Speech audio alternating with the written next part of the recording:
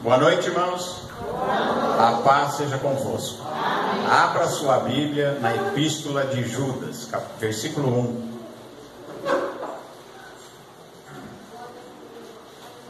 Judas, servo de Jesus Cristo, irmão de Tiago, aos chamados, queridos em Deus Pai e conservados por Jesus Cristo, misericórdia e paz e amor vos sejam multiplicados.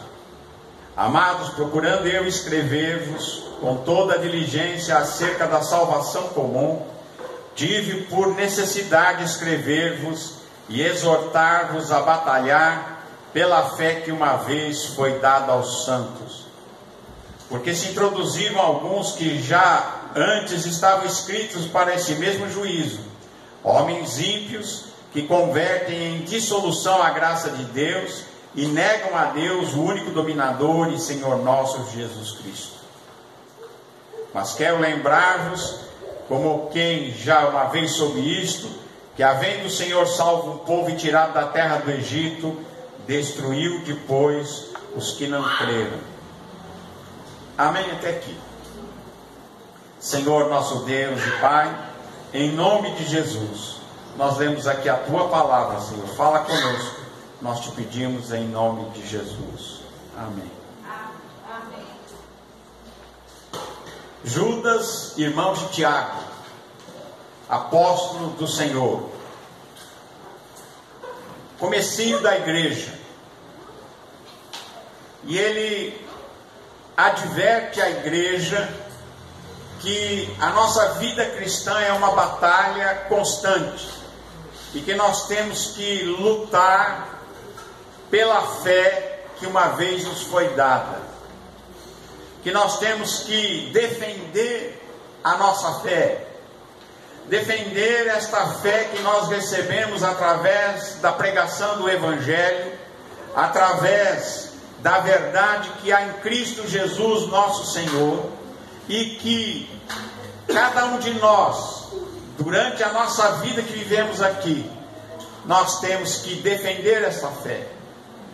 Temos que lutar por esta fé, para que nós assim alcancemos a promessa que nos foi feita por nosso Senhor Jesus Cristo, e que nos foi comunicada através da mensagem do Evangelho, da graça de Deus, do Evangelho de Jesus Cristo, nosso Senhor.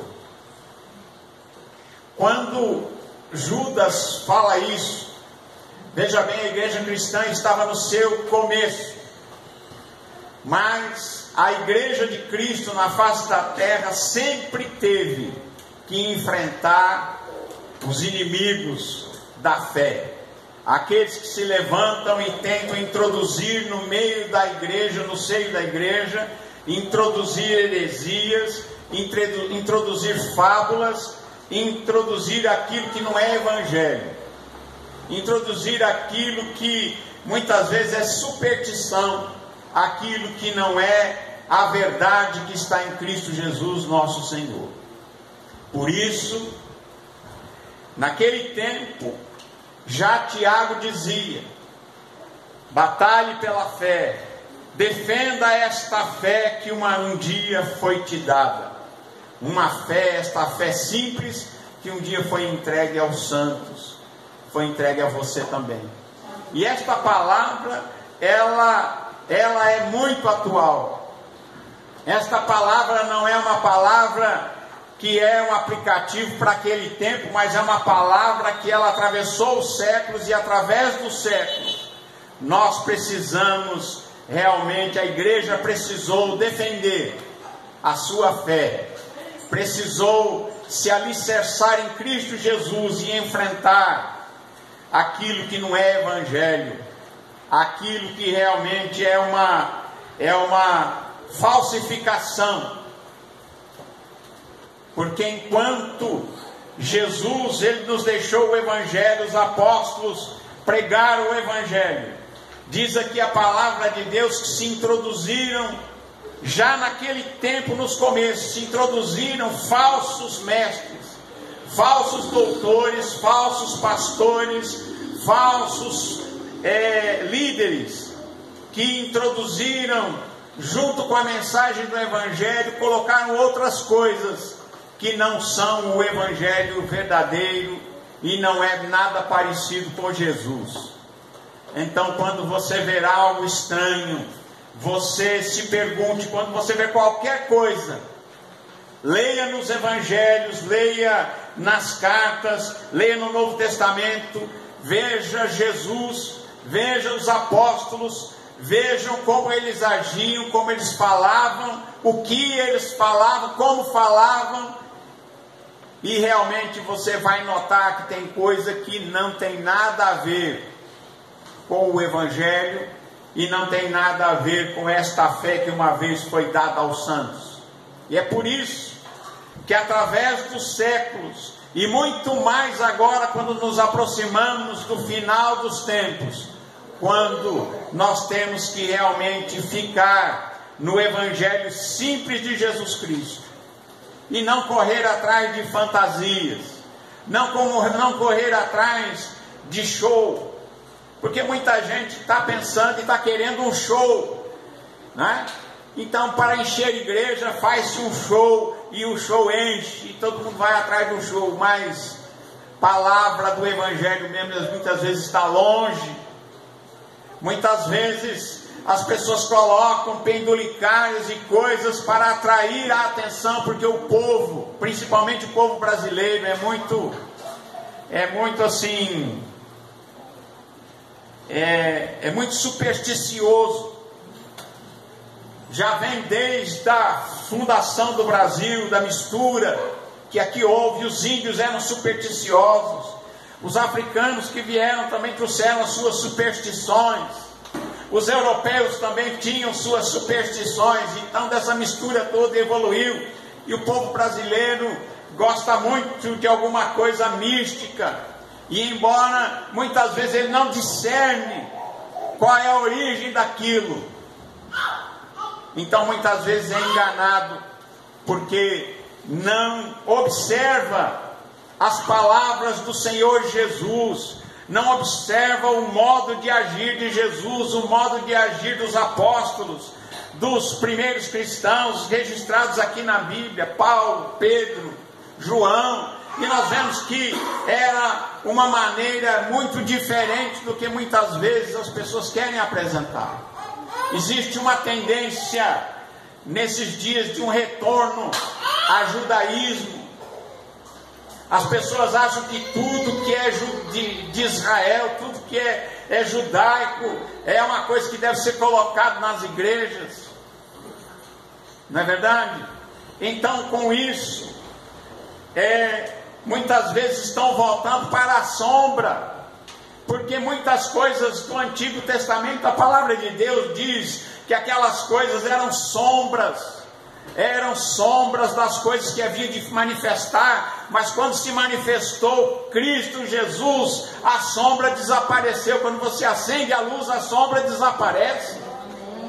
Então, muita gente querendo voltar para trás, querendo voltar para antes de Jesus, querendo voltar para os sacrifícios que agora Jesus já fez o sacrifício. E muita gente querendo voltar para trás, muita gente querendo trazer de volta certos símbolos que são símbolos da religião judaica, mas que não representam em nada a fé cristã. Não são nada. Você não vai encontrar isso no Novo Testamento. Você não vai ver Jesus colocando pendulicários para que as pessoas adorassem objetos mágicos, não é? Objetos sagrados para que fossem adorados. Não, Jesus, ele mostrou um caminho muito mais excelente, é o caminho do Evangelho, da mensagem da salvação, da vida eterna, da imortalidade da alma, da imortalidade, da ressurreição do nosso corpo e da vida eterna.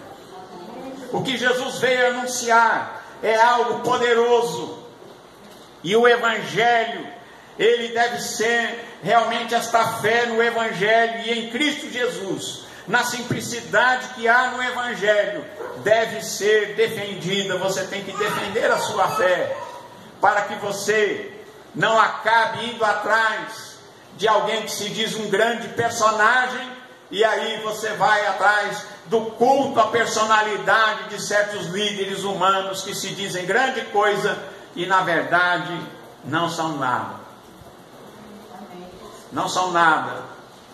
São o que diz aqui o próprio Tiago, o próprio Judas, que disse: se introduziram alguns que já estavam inscritos para esse mesmo juízo, homens ímpios, isso dentro da igreja, homens ímpios que convertem em dissolução a graça de Deus e negam a Deus único dominador e nosso Senhor, e Senhor nosso, Jesus Cristo.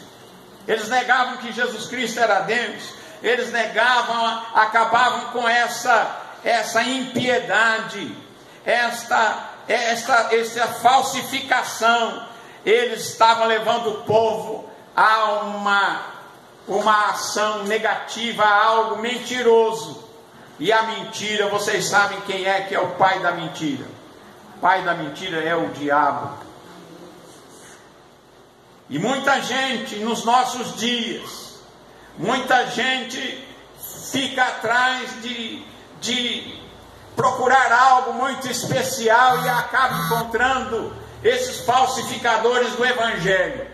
E aí eles vão atrás dele, largam a sua igreja, largam a mensagem do Evangelho simples e vão seguir falsos mestres, falsos apóstolos, falsos mestres que vão ensinar heresias destrutivas para a alma.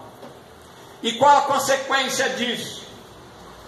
A consequência, Jesus disse: se alguém seguir um cego, se um cego guiar outro cego, vão cair os dois no buraco.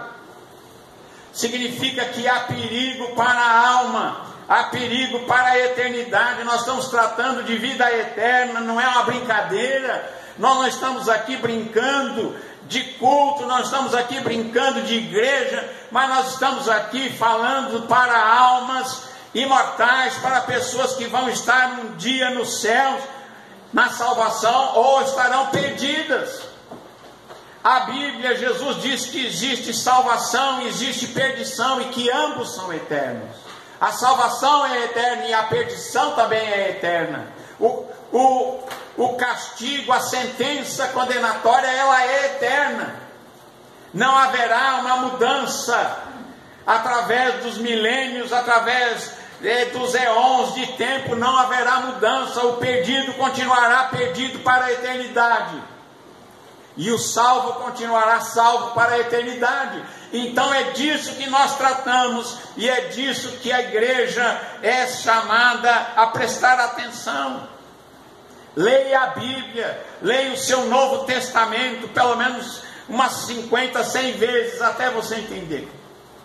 Leia de carreirinha, comece a observar as palavras de Jesus, comece a ver como é que a igreja se comportava, como que eram as coisas, como era a pregação, qual é o sentido da pregação desse evangelho, quais são os perigos envolvidos.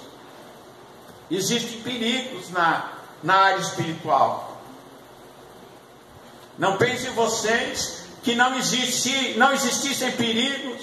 Aqui não estaria dizendo: olha, tomem cuidado, porque se levantaram falsos mestres, falsos ensinadores com heresias destrutivas, coisas que destroem a alma e fazem a pessoa achar que ir atrás de um objeto, de uma arca de aliança falsa, pintada de colorzinho, vai estar bem.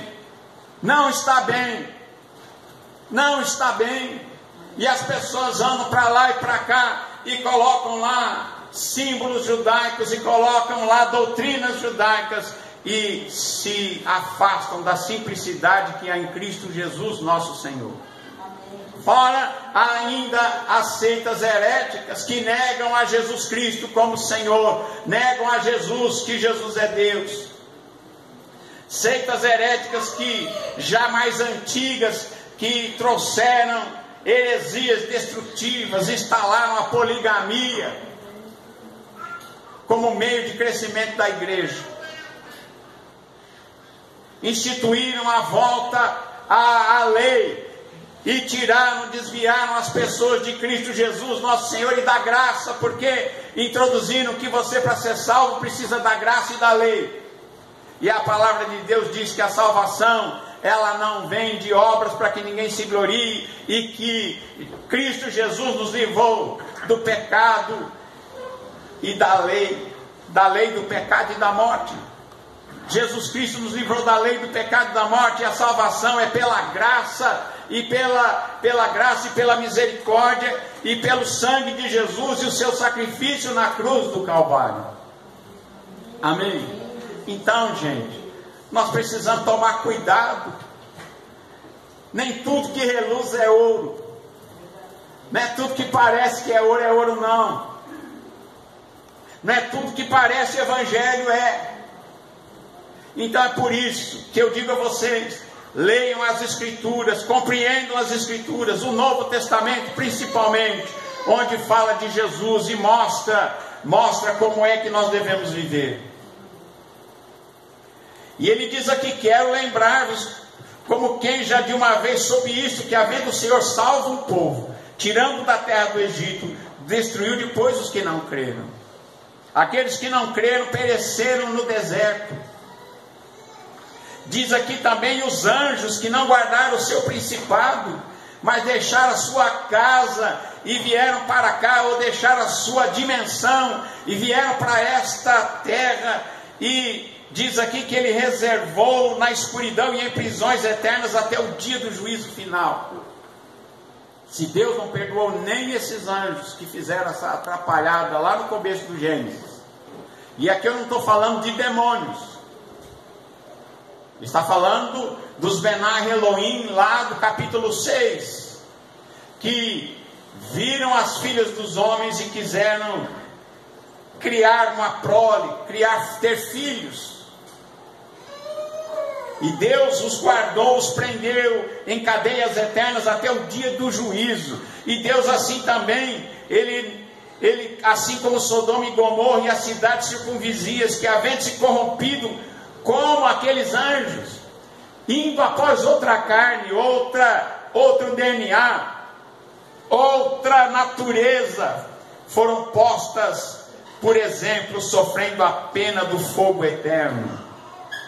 Vocês sabem o que aconteceu com Sodoma e Gomorra, né? Foi destruída. Contudo também estes, semelhantemente adormecidos, contaminam a sua carne e rejeitam a dominação e vituperam dignidades. Diz aqui que o arcanjo Miguel, quando contendia com o diabo e disputava a respeito do corpo de Moisés, não ousou pronunciar contra ele maldição, mas disse: o Senhor te repreende. Estes, porém, dizem mal do que não sabem, e naquilo que naturalmente conhecem, como animais irracionais se corrompem. E diz aqui: ai deles, porque entraram pelo caminho de Caim. Quem era Caim? Caim foi o primeiro homicida, matou o irmão. Foram levados pelo engano do prêmio de Balaão. O Balaão, o que ele queria? Ele queria ter lucro. Ele era profeta, mas ele queria o dinheiro que foi oferecido a ele para que ele profetizasse contra o povo de Israel. E Deus disse: não vá. E ele quis ir, e quase que ele é morto pelo anjo no caminho. Mas eles foram levados, estes que falsificam a palavra de Deus, são levados pelo erro e pelo engano do prêmio do Balaão, e pereceram na contradição de Coré. São coisas um pouco diferentes. Caminho de Caim é um caminho primeiro que saiu fora do caminho de Deus, né? Matando seu irmão. Balaão queria ganhar muito dinheiro, mesmo que fosse contra aquilo que Deus tinha ordenado para ele.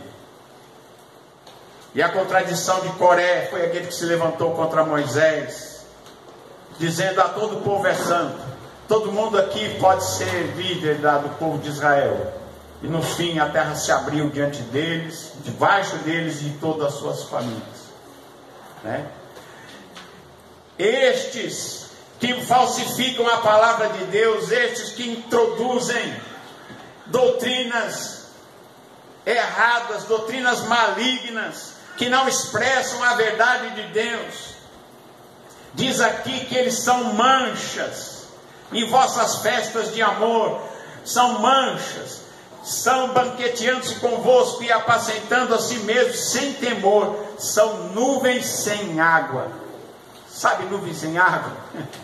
Uma nuvem você espera que ela tenha chuva, que ela tenha água, mas estes são nuvens sem água, levados pelo vento de uma parte para outra. São como árvores murchas, infrutíferas, 2 vezes mortas e sem raiz. São ondas impetuosas do mar, que escumam as suas próprias, as mesmas abominações, estrelas errantes, para os quais está reservada a negrura das trevas. O que está dizendo aqui? Que essa gente que falsifica a palavra de Deus vai parar na escuridão das trevas, vai parar no inferno.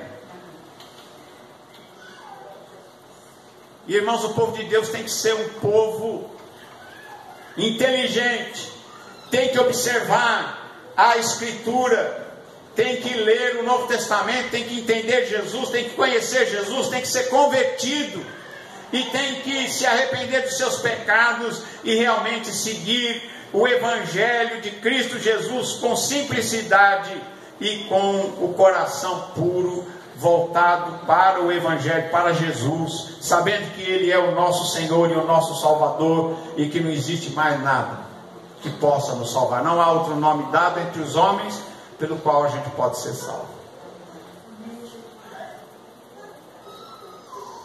Deste profetizou Enoque, o 7º depois de Adão, dizendo: eis que é vindo o Senhor com milhares dos seus santos, para fazer juízo contra todos e condenar dentre eles os ímpios, por todas as suas obras de impiedade que impiamente cometeram, e por todas as duras palavras que ímpios pecadores disseram contra ele. Amém? Quem são estes? São murmuradores, são queixosos da sua sorte, andam segundo as suas cobiças, as suas concupiscências, e cuja boca diz coisas muito arrogantes, admirando as pessoas por causa do interesse. Mas vós, amados, lembrai-vos das palavras que vos foram preditas pelos apóstolos do nosso Senhor Jesus Cristo, os quais diziam: nos últimos tempos haveria escarnecedores que andariam segundo as suas ímpias concupiscências, haveria escarnecedores que andariam nas suas cobiças ímpias. Estes são os que causam divisão sensuais, e eles não têm o Espírito de Deus neles. Amém? Graças a Deus. Agora dizendo para a gente, que está escrito assim: mas vós, amados, edificando-vos a vós mesmos na vossa santíssima fé, orando no Espírito Santo. É isso que nós temos que fazer, edificar a nossa fé. Nós temos que fazer a nossa fé ser edificada, ser construída, e nós não podemos negligenciar, nós não podemos tratar isso como uma coisa de menor importância. A coisa mais importante na vida é saber se você tem Jesus como Senhor e Salvador, você é salvo, porque não tem meio tempo, não tem meio salvo. Ou é totalmente salvo, ou é totalmente perdido, não tem mais ou menos. Não existe essa coisa de, está mais ou menos salvo, não tem. Ou é salvo ou está perdido. Então você tem que edificar a sua fé, que é santíssima, orando no Espírito Santo de Deus, e se conservando em amor, no amor de Deus, e esperando a misericórdia de Jesus Cristo, nosso Senhor, para a vida eterna, e tendo piedade, e tendo dó daqueles que estão duvidosos. Ele diz: salvai alguns, arrebatando-os do fogo. Se você vê alguém que está duvidoso, que está se desviando, para um caminho tortuoso, procure ajudar, tenha misericórdia, fale com ele, porque diz que você pode arrebatá-lo do fogo, tendo deles misericórdia, com temor, aborrecendo até a roupa manchada da carne.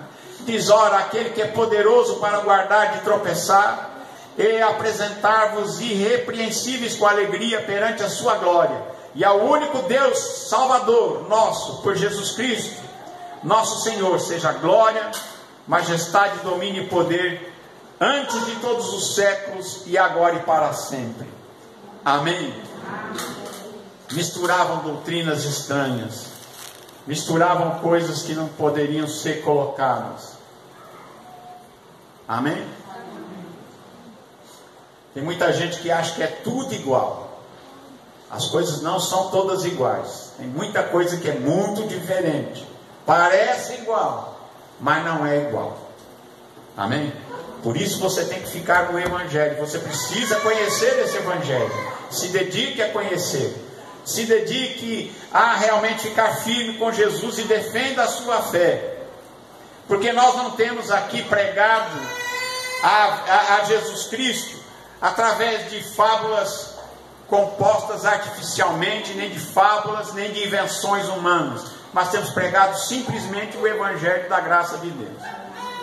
Se isso enche igreja, pode ser que não, pode ser até que esvazie. Tem gente que não gosta, não é verdade? Porque muitas vezes a verdade é falada. Tem gente que fala: não, está muito duro esse negócio, está pegando.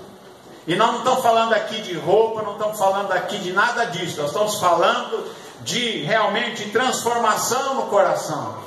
É nova vida em Cristo Jesus. É Jesus transformando o nosso ser, a nossa vida, o nosso relacionamento com as pessoas, com este século, para que nós vivamos aqui, mostrando esta fé que nós abraçamos e este Evangelho que nós recebemos, para que nós possamos assim, em nome de Jesus, pela fé em Jesus, alcançar a promessa maravilhosa da vida eterna. Amém? Louvado seja Deus.